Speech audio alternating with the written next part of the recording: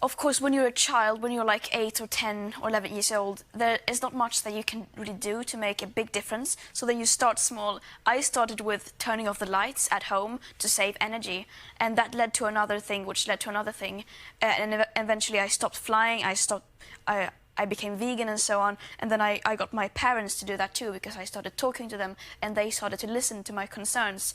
And by making them change, it also gave me the sort of courage that I needed to move on, to start school striking. So starting somewhere is really good. Yeah. Starting home, for example. I think that's what they say, isn't it? Start where you are. Yeah. Greta, these days, you're still just 19 years old and you are a key voice in this huge global movement. That comes with a lot of pressure. What helps you deal with that?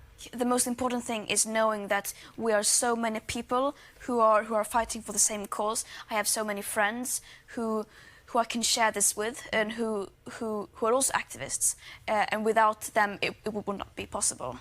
Because the climate crisis has so many different sides to it. It's not just the fact that the planet is heating up. It's also about droughts, it's about famines, it's about floods, it's about the displacements of tens of millions of people happening already today, already earlier this month that we have seen, and there are different sides to this story that we must tell. I would say that it's very understandable to feel overwhelmed, because the things we're talking about, the things we're dealing with, are existential threats to humanity, unlike anything the world has ever seen before. So it's very understandable to not know exactly where to begin and what to do about it.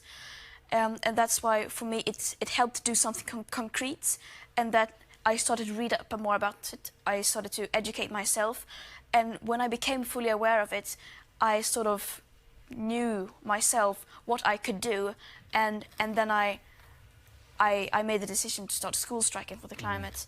But also, as I mentioned earlier, connect with other people who feel the same thing, who share the same values as you, because when you're together in this struggle, then there are no limits to what you can accomplish.